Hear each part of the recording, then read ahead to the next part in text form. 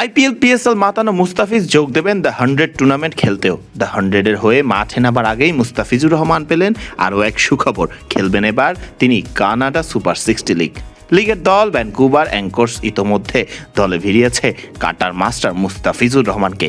এই টুর্নামেন্টের দ্বিতীয় আসর এটি। এর আগেই টুর্নামেন্ট খেলেছেন সাকিব আল হাসান নিজেও। টুর্নামেন্টের প্রথম আসরে খেলেছিলেন সাকিব। 10 ওভারের এই খেলায় সাকিব গত আসরেই নিজের দল মন্ট্রিয়াল রয়্যাল টাইগার্সকে নিয়েছিলেন ফাইনালের মঞ্চে, যেখানে 12 বলে 29 রানের ঝোড়ো ইনিংসটাও ব্যাট হাতে খেলেছিলেন সাকিব আল হাসান। তবে শেষ পর্যন্ত যদিও জয়ের হাসি হাসতে পারেন তার দল, রানার্স আপ হয়েই আসর শেষ করতে হয়েছিল সাকিবদের। মুস্তাফিজ ফ্র্যাঞ্চাইজি ক্রিকেটেও হয়ে উঠেছেন বেশ অভিজ্ঞ একজন ক্রিকেটার। বিশেষ করে ক্রিকেটের বিশ্বের সবচেয়ে জনপ্রিয় ক্রিকেট লিগ আইপিএলে মুস্তাফিজ এখন পর্যন্ত খেলেছেন 7টি ম্যাচ। 7 ম্যাচে ফিজ উইকেট শিকার করেছেন মোট 65টি। খেলেছেন একাধিক দলের হয়ে। পিএসএলটাও বেশ ভালোভাবে উপভোগ করছিলেন কাটার মাস্টার মুস্তাফিজুর রহমান। পিএসএলের শেষ আসরে মাঠ মাতিয়েছেন তিনি লাহোর কালান্দার্সের হয়ে।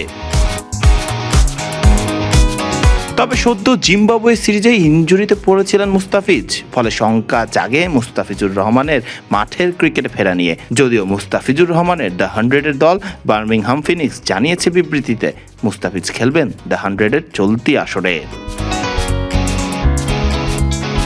মুস্তাফিজ ছাড়াও এই দলে ইংলিশ তারকা মোয়েন আলী, ক্রিস জর্ডান, নেপালের দীপেন্দ্র সিং আইরের মতো ক্রিকেটাররা রয়েছেন।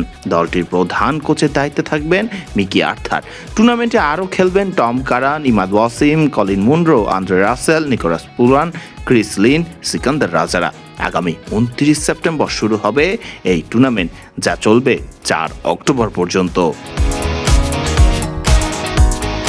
মোটা দাগে আরও প্রশ্ন জাগতে পারে, মুস্তাফিজ আর কাদের পাচ্ছেন কানাডা সুপার 60-র আসরে সতীর্থ হিসেবে। ভ্যানকুভার অ্যাঙ্কর্সের স্কোয়াডটি দেখে নেওয়া যাক। স্কোয়াডে আছেন Dipendra Singh Airee, Akhil Kumar, Max Chu, Chris Jordan, Mustafizur Rahman, Sher Ali, আদবির ঢাবে, Matthew Spoors, Shubham Handa, Gurnek Johal, Aneurin Donald, Tom Moores, Ben Sanderson এবং মোয়েন আলী। ফরদিন রহমান সকাল, বিডি কুইক টাইম।